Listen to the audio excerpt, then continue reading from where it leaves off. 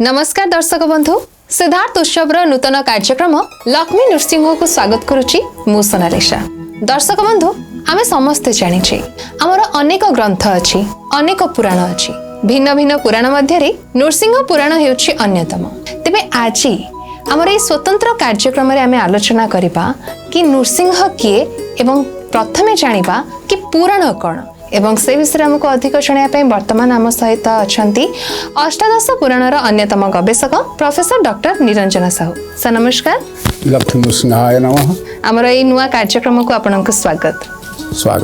तेबे सर जमते मु टिके पूर्वरु कहउतली कि हमर अनेक ग्रंथ अछि, अनेक पुराण मध्य रही अछि। तेबे जो नृसिंह पुराण विषय त आज हम आलोचना करिबा, नृसिंह किए से विषय भी जानिबा, किंतु ता पूर्व प्रथम हम दर्शक बंधु मानन को कहितंतु पुराण कोन।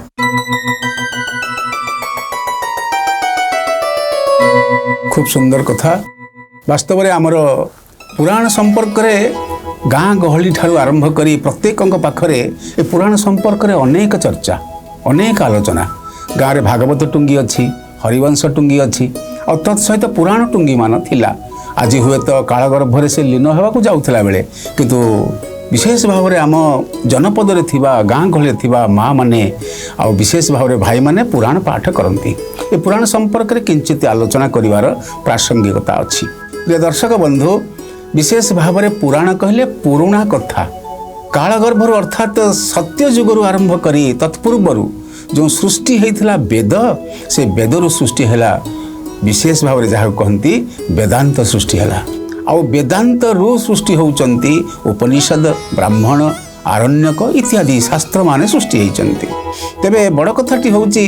ताकू सेते आम लोक बा साधारण जनपद बुझी पारले नाही, सेतिके बेले मुनि ऋषि माने तांकर दिव्य चक्षु बलरे बा स्मरण शक्ति बलरे विशेष भाव में सही पुराण कथा को, सही वेद कथा को पुराण भितर वर्णना करिसंती। ए पुराण भितर भगवान कर विशेष भाव जो मार्गदर्शन ए जीव संपर्क रे, सृष्टि संपर्क रे आ विशेष भाव में आमर जो सृष्टि तत्व ठारू आरंभ करी प्रत्येक कथाटी को से पुराण भितर सन्निविष्ट करिसंती। आ विशेष भाव में ए संपर्क में जानिबा को हला बेले आमे जानू भागवत रे गोटे कथा अछि, इतिहास पुराणंच पंचम वेद उच्यते। अर्थात वेद होची चारोटी, ऋग वेद, साम वेद, यजुर्वेद, अथर्ववेद। ये चतुर्वेद मध्य पुराण को पंचम वेद बोली कहा जाइछि। आ विशेष पाणिनि गोटे सुंदर भाव कथा कहिसंती। से कहिसंती पूरा भवम, भवम कहले सृष्टि, अर्थात पुराना काल में प्राचीन काल जो सृष्टि ही आसी भवम कहले सृष्टि। ये सृष्टि तत्वटी कौथिले अच्छी ना पुराण भितर अच्छी। आउ गोटे कथा मध्य जो कहले आमे पंचम वेद बोली छांदोग्य उपनिषद रे मध्य कहा हिची ये जो पुराण होची पंचम वेद। आ तत्सहित पुराण संहिता बोली विष्णु पुराण कहे, ये गोटे संहिता ग्रंथ। सूत्रम वेद भितरे, वेदांत भितरे आउ उपनिषद भितरे जो जो कथा थिला ताकू आख्यायिका माध्यम रे, ताकू गप माध्यम रे, ताकू कहानी माध्यम रे आमर अष्टादश पुराण रचित होइछि। अष्टादश पुराण संपर्क रे विशेष भाव में आमर दर्शक माने हुए तो अनेक जानती आ अनेक जानती नाही। एथि पई दुईटी शास्त्र रे वर्णना होइछि आ व्यासदेव ताकू दुई भाग विभक्त करिसंती। गोटे होउछि ताकू अष्टादश महापुराण कहंती, आ गोटे कहंती अष्टादश उपपुराण। आ जो अष्टादश महापुराण एथि पई देवी भागवत रे उल्लेख अछि म द्वयम, अर्थात मरे दुईटी महापुराण अच्छी। गोटे होची मत्स्य पुराण आ गोटे होची मार्कंडेय पुराण। मत्स्य पुराण रे भगवान प्रथम अवतार रे आसुचंती आ तत्सहित मार्कंडेय ऋषि संपर्क में वर्णना होता मार्कंडेय पुराण म द्वय। तापर कहुई भद्वय, अर्थात विशेष भाव में भद्वय कहले भविष्य पुराण आ भागवत महापुराण, ये चारोटी पुराण। आ तत्सहित कहुई विशेष भाव में ब्रत्रयम, ब्रत्रयम कहले ब्र कहले ब्रह्म पुराण एवं तत्सहित विशेष भाव में कहती ब्रह्म वैवर्त पुराण एवं तत्सहित आसुचंती बर चतुष्टय। ब को लगेकरी चारिटी महापुराण अच्छी। गोटे होचंती वराह पुराण एवं द्वितीयटी होचंती वायु पुराण एवं तृतीयटी होचंती विष्णु पुराण एवं तत्सहित आसुचंती वामन पुराण। एभली चारिटी पुराण मिसेले आमको 11टी महापुराण में पाइले। तत्सहित अ कहले अग्निपुराण, ना कहले नारद पुराण एवं प कहले पद्म पुराण एवं लिंग कहले लिंग पुराण। आ तत्सहित कु कहले कूर्म पुराण, स्क कहले स्कंद पुराण। एभली 18टी महापुराण कथा आमर विशेष भाव में देवी भागवत उल्लेख अच्छी एवं भागवत महापुराण भितर मध्य एक कथा उल्लेख अच्छी एवं भागवत विशेष भाव में ब्रह्म पुराण को प्रथम पुराण भाव में ग्रहण करा जायछि आउ ब्रह्मांड पुराण को शेष पुराण भाव में ग्रहण करा जायछि। तेबे उपपुराण भितर आसुचंती सनक पुराण एवं तत्सहित आसुचंती नृसिंह पुराण।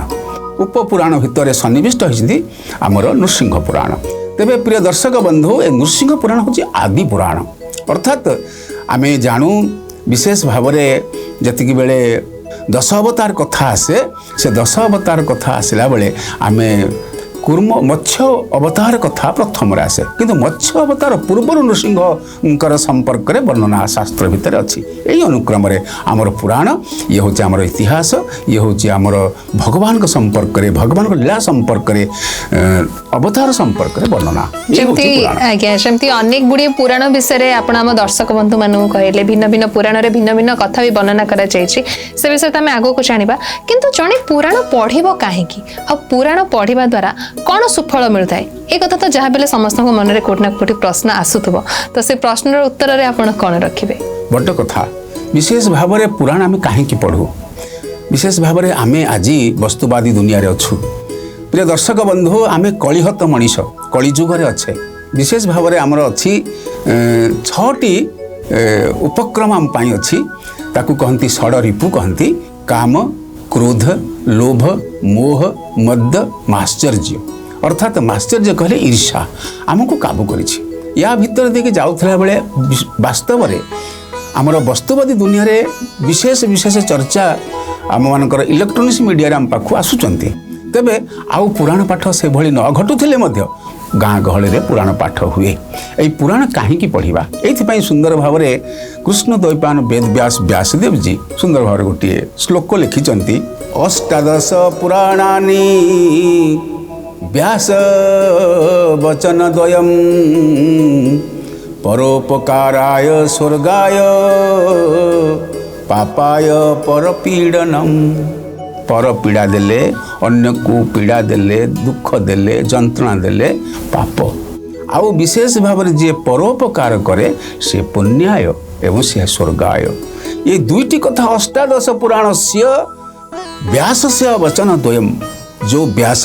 श्रीमद् भागवत महापुराण रे अच्छी वर्णना होती 24 अवतार 24 अवतार मध्यरु कृष्ण द्वैपायन वेद व्यास व्यास होती अन्यतम भगवान अवतार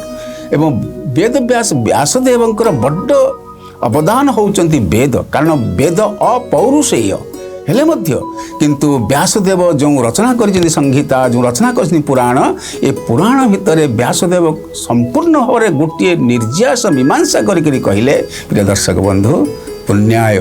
कौन ना परोपकाराय परोपकार करंतु एक कथाटी होची मीमांसा निर्यास जे परोपकार कले स्वर्ग मिले पर को पीड़ा देले पाप हुए। ये हूँ पुराण पढ़िया सूत्रम पुराण पढ़िले आम भितर कौन हुए ना ज्ञान और विज्ञान हुए। ज्ञान कहले आम भितर सृष्टि तत्व संपर्क में भगवान का संपर्क में आम इतिहास संपर्क में ऋषि मुनि मान संपर्क में पुराण भितर आम पाई था। या द्वारा कौन हुए ना ऋषि मुनि मैंने किभली चलती किभली से स्वाध्याय करती षड़चक्र भेद करती अष्टांग योग करती से किपरि भाव में न्याय युक्त हो कार्य करती किभली तपस्या करती किभली तांको जीवनचर्या किभली से कथा गुड़िक पुराण भितर आसला बेले आमर कौन हुए आम भितर परोपकार गोटे सदिच्छा बढ़े। यही परोपकाराय स्वर्गाय पापाय परपीड़नाय ये गोटे विराट कथा आम शास्त्र भितर एवं तत्सहित आउ गोटे कथा अच्छी ताहाको कहती पुरुषार्थ बोली कहती धर्म अर्थ काम मोक्ष चतुर्वर्ग फल या कहती। पुराण पढ़िले प्रिय दर्शक बंधु धर्म मिले। धर्म कहले विशेष भाव आप जानती केवल चिता तिलक काटिले धर्म नुहे जीवन को बुझिले आ जीवन को बुझिकी जहाँ को कहती श्रीमद् भागवत महापुराण रे श्रीमद् भगवत गीतार सुंदर भार कथा अच्छी विद्या विनय संपन्ने ब्राह्मणे गविहस्तिनी सुनी चैव सोपाके च पंडित समदर्शिना अर्थात समदर्शी मनीष हुए पंडित हुए आमको पंडित हवाक अच्छी कहा द्वारा श्रीमद् भागवत रे और श्रीमद् भगवत गीतार एक कथा भगवान कहिचंती जे विशेष भाव में आमे धर्म प्राप्ति हो जमिति धरित्री धरिछि आमको जमिति वृक्ष को से धरिछि प्रकृति को धरिछि एवं तत्सहित आमको मध्य धरि रखिछि जमिति भाବରେ समुद्र धरि रखिछि जल को जमिति आकाश तत्व धरि रखिछि सूर्य चंद्र तारका इत्यादि ग्रह मान को ठीक सही भली भाବରେ आमे कोन करिछु आम शरीर धरिछि आत्मा को ये जो धारण करिछि या होछि धर्म अर्थ काम मोक्ष जीवन रे जदि किछि जीवन रे तो बहुत तपस्या कला परे प्रिय दर्शक बंधु आपण माने मनुष्य जन्म पाइचंती मनुष्य जन्म रे लाभ हुए गोविंद आउ कारण मनुष्य देहे दिव्य ज्ञान देखी संतोष भगवान भगवान खुशी हो गले ए मनीषर जो स्वरूप को देखिए हाथ गोड़ नुहे आज्ञा मनीष भितर थिबा ज्ञान को ए ज्ञान द्वारा ही परोपकार से करे हमको धर्म अर्थ काम मोक्ष प्राप्ति होता है यह सहित कौन हुए पुराण पठन करने द्वारा जहाँ को कह जाए असतोमा सद्गमय असतरु आमे सत्य आड़ को जाऊ तमसोमा ज्योतिर्गमय तमस कहले अंधारू आमे आलु आड़ को जाऊ तमसरु आड़ को जाऊ ना ज्योतिर्गमय ज्योति आड़ को आमे जाऊ एवं तत्सहित मृत्युरुमा अमृतंगमय अर्थात मृत्युरु आमे कौन करूँ अमृत आड़ को जाऊ यही हूँ फल आमको मिले चतुर्वर्ग फल मिले एवं विशेष भाव परोपकार कर सदिच्छा आमको मिले और तत्सहित आमको कौन मिले मृत्युरु आमे आड़ को जाऊ ना अमृत आड़ को जाऊ आज्ञा तो पुराण पढ़िले कौन हुए कौन सब सुख मिलता है कौन भल होता है से विषय आम आलोचना करुले किंतु वर्तमान आम जानिबा कि नृसिंह पुराण कौन एवं नृसिंह किए तो से विषय आमको सार वर्तमान कहे तो सार दर्शक बंधु मानक जमी टिके पूर्व आम अनेक किसी कथा पुराण विषय कहते तो आम दर्शक बंधु मानक कही दिंतु कि प्रथम नृसिंह किए प्रिय दर्शक बंधु आमे विशेष भाव में जयदेवंकर जो अच्छी आमर दशावतार स्तोत्र ए दशावतार स्तोत्र रे आमे चतुर्थ अवतार नृसिंह संपर्क में वर्णना पाऊ मत्स्य अवतार कच्छप अवतार बराह अवतार नृसिंह अवतार तेबे बड़ कथाटी होउची जेमिति वर्णना हेची प्रलय पयोधि जले ध्रुत वानसी वेदम विहित बहित्रम चरित्रम खेदम केशव ध्रुत मीन शरीर जय जगदीश हरे हरे हरे जय जगदीश हरे मत्स्य अवतार हेले वेद को उद्धार कले जो वेद अपौरुषेय से वेद को विशेष भाव में जिते बड़े हरण कर नहीं जाऊँ शंखासुर से बेले वेद को उद्धार कर भगवान कारण ये सृष्टि हूँ भगवान आमे हूँ भगवान गछ पत्र नदी पानी पवन समस्त अमृतमय समस्त भगवान द्वारा सृष्टि ये ब्रह्मांड भगवान आमर नुहे आम ब्रह्मांड अच्छु तेबे जेतेबेले प्रयोजन पड़ी जमिति भगवत गीतार अच्छी जदा जदा ही धर्मस्य ग्लानिर्भवति भारत अभ्युत्थानम धर्मस्य तदात्मान सुजाम्यहम् परित्राणाय साधूनां विनाशाय च दुष्कृतं धर्म संस्थापनार्थाय संभवामि जुगे जुगे भगवान धर्म संस्थापन करिया पई आउ जो माने विरोधी सत्ता विरुद्ध सत्ता से सत्ता को निपात करी धर्म संस्थापन करने तांकर उद्देश्य भगवद गीता चतुर्थ अध्याय भगवान यह वर्णना करिसंती तेबे द्वितीय कथाटी आम विशेष भाव में जानू जे पृथ्वी को धारण करने भगवान निजे आसीचंती कच्छप अवतार रे तृतीय भगवान आसुचंती विशेष भाव शुक्र रूप में आसुचंती पृथ्वी को धारण करुचंती ए पृथ्वी सुंदरी ए माँ पृथ्वी होउचंती भूदेवी ए भूदेवी को धारण करने भगवान आसुचंती एवं चतुर्थ जिते आसुचंती भगवान कौन ना जितेबले भगवान आसुचंती चतुर्थ अवतार रे सेतेबले भक्त को रक्षा करने आसुचंती हिरण्यकशिपु को विदारण करिचंती जयदेव सुंदर भाव वर्णना करिचंती तब कर कमल बरे नख मद्भुत श्रृंगम दलित हिरण्य कशिपु तनु भृंगम केशव धृत नरहरि रूप जय जगदीश हरे हरे हरे जय जगदीश हरे। जगदीश होउचंती निजे परमेश्वर एवं परमेश्वर जितेबाला आसुन चतुर्थ अवतार कथा आसूँ से सत्य जुगर घटना से सत्य जुगर भगवान आसुंच नृसिंह अवतार आसुन नरसिंह नर रूप एवं सिंहर तांकर सिंह अर्थात भयंकर मूर्ति पशुर मुह धरी पशु अर्थात विधारण करने से आसुंच ये चतुर्थ अवतार कथा किंतु नृसिंह पुराण आउ गोटे कथा कहती आम शुणिया निश्चित भाव में। नृसिंह पुराण वर्णना अच्छी आद्य सत्य जुगरे नृसिंह पुराण ईश्वर साधिले जेऊ काले ब्रह्म ज्ञान एकाक्षर ब्रह्मर से अटे महाध्वनि तहिंकर निमज्ज हर हेले महाज्ञानी। प्रिय दर्शक बंधु एठी केते गुडी कथा कहुछि नृसिंह पुराण रे भगवान नृसिंह अवतार केतेबेले हेले आ किभଳି उपक्रम रे हेले कहा जाइछि आद्य सत्य जुगरे। तेबे सत्य जुग कोन दुईटी की नाही आज्ञा सत्य जुग किंतु सत्य जुगर प्रारंभ रे जेतेबेले महाप्रलय हेछि महाप्रलय पर आकाश तत्व आसुचंती क्षित्य पत्यज मरुतुभ्यम पंचभूत आसुचंती जेतेबेले आद्य काल होउछि केही नहांती सेतिके बेले आद्य काल रे जी होउछन्ति महाविष्णु जी होउछन्ति क्षीर सागर रे सोईथिबा शयन करिथिबा अनंत नाग पर शयन करथिबा महाविष्णु सही होउछन्ति नृसिंह। आद्य जुगरे जे थिले सत्य जुगर नृसिंह पुराण रे कहा जाउछि जे ईश्वर साधिले किए ब्रह्मा को सृष्टि है गोटे कथा अच्छी भगवान जितेबले क्षीरसागर अनंत नाग पर शयन करिसंती गोटे इच्छा होती भगवान इच्छा हुए इच्छा अच्छी इच्छा होती किसी गोटे कम करेंगे ना शोई रही कौन हम भगवान को सेमती इच्छा होती जे किसी लीला करी आनंद करी मो भीतर सृष्टि होती जगत से जगत सहित मो आत्मीयता करी महारास अर्थात आत्मा सहित परमात्मा मिलन घटी प्रेम सृष्टि ये प्रेम द्वारा भितर नाभिक मंडल गोटे सृष्टि है पद्म फूल एवं से पद्म फूल पर गोटे व्यक्तित्व अर्थात ब्रह्मा भगवान ब्रह्मत्व अर्थात ब्रह्मा सृष्टि होती आ जो ब्रह्मा सृष्टि होती ब्रह्मा पर समस्त किए किए ना तीन देवता सृष्टि होती ब्रह्मा विष्णु स्वयं एवं शिव सृष्टि होती। प्रिय दर्शक बंधु विशेष भाव में ब्रह्मा विष्णु महेश्वर सृष्टि हेले प्रथमे कौन ना एकाक्षर सृष्टि है एकाक्षर पूर्व अणाक्षर सृष्टि है अणाक्षर पर ओंकार अर्थात एकाक्षर सृष्टि है एकाक्षर ब्रह्मा विष्णु महेश्वर सृष्टि हेले एवं ब्रह्मा विष्णु महेश्वर मध्यरु महेश्वर इच्छा कले काहाकू ना परम ज्ञान अमरतत्व ज्ञान जानिबा पाई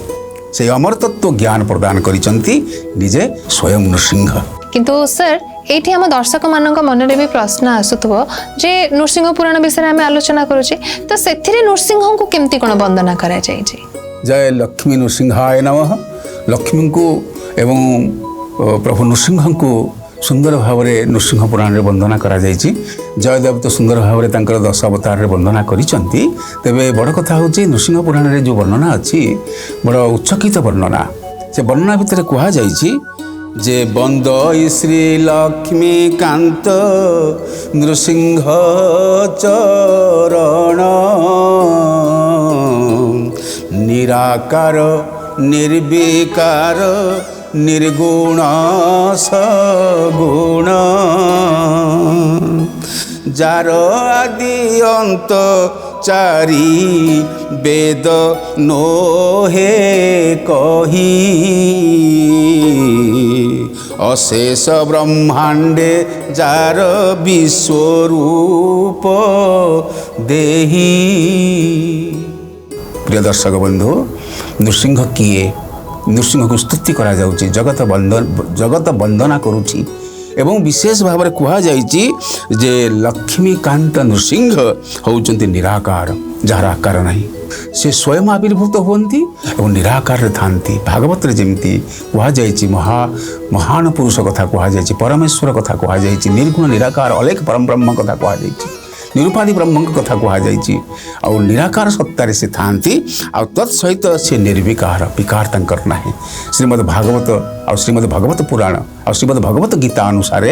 जहाँ कहुई चतुर्दश अध्याय सत्व रज तम ये तीन गुणर अतीत होती सी आम समस्ते संसार भितर ब्रह्मांड भितर ब्रह्मांड पर्यंत समस्ते आम होचे कौन ना त्रिगुण अंतर्गत आमर मृत्यु अच्छी ब्रह्मांकर भी मृत्यु अच्छी काल गणना अनुसार कलिजुग ठारू आरंभ कर सत्यजुग पर्यंत 4,43,20,20 वर्ष हो गले दिन ही जाए राति आसिले तांकर मृत्यु मध्य हुए किंतु भगवान सेमती निर्विकार चित्तरे थांती विकार किछि नाही तांको भितर को समस्त जीव पुणी जाती पुणी प्रलय काल पर पुणी समस्त आविर्भूत होती ये होचंदी किए ना सी होचंदी निराकार मूर्ति और निर्विकार तत्सहित कहुई से निर्गुण मध्य अर्थात सर्वगुण संपन्न किंतु निराकार स्वरूप से निर्गुण पुणी साकार से हुंती अर्थात मत्स्य अवतार कहतु कच्छप अवतार कहतु वराह अवतार कहतु वामन अवतार कहतु नृसिंह अवतार कहतु से निजे स्वयं सगुण सत्तार पृथ्वी पृष्ठ को आसती आ तत्सहित कहुई आदि अंत तंकर नाही आ जेभଳି भाव खोजी खोजी गले पाइबा पाई कारण कहुई विशेष भाव में ब्रह्मा डाकुचंती मणिमा मणिमा आउ शंकर भगवान डाकुचंती गुहारी शुणिबा सही होउचंती आदि नृसिंह सही आदि नृसिंह को स्तुति करा जाउची एवं कहा जाउची ए अशेष ब्रह्मांड भितर से होउचंती कौन ना विश्वरूप देही समग्र विश्व अर्थात से निजे आम जेमिति श्रीमद् भगवत गीतार जे 15 अध्याय आम विश्वरूप दर्शन करुचे तंक संपर्क जानुचे 11 अध्याय विश्वरूप संपर्क जानीचे शुणुचे से ही विश्व अर्थात समग्र ब्रह्मांड होउचंती से एथि स्तुति करा जायछि आ तत्सहित कहुई महाभयंकर मूर्ति नृसिंह मूर्ति महाभयंकर मूर्ति सिंह मुख रंग नेत्र एवं तत्सहित कहुई दीर्घ बाहु तीक्ष्ण श्रृंग परिनख तंकर भयंकर रूप तंकर एवं तत्सहित कहुई हिरण्य दैत्य को सी जिते मेदिनी रे बध करिचंती दार मूरण को मध्य दार अर्थात मूर दारुण को से बध करिचंती और तत्सहित 33 कोटी देवता भय स्तुति करुचंती एवं कहउचंती जार महिमा ब्रह्मा वर्णी पारिनी आमे कौन वर्ण्यू प्रभु आपण दया करंतु ये भयंकर मूर्ति को विशेष भाव में आपण समाहित करिकरी ललित रूप धारण करंतु तेज सर नृसिंह वंदना विषय तो आप अति सुंदर भाव में दर्शक बंधु मानक कहते आज जेहेतु आम नृसिंह पुराण विषय कथा होचे तो आज व्यासवाणी कौन रही जय लक्ष्मी नृसिंह व्यासवाणी होची व्यासदेवंकर अच्छी कौन ना नृसिंह कवच नृसिंह कवच कहुई जे सर्प उपद्रव मोचन मंत्र जेते उपद्रव अच्छी से उपद्रव किभली मोचन हम कहुई नृसिंहं कवच वक्षे प्रह्लादेन दत्तं पुरा सर्वरक्षा करम पुण्य सर्व उपद्रवनाशनम।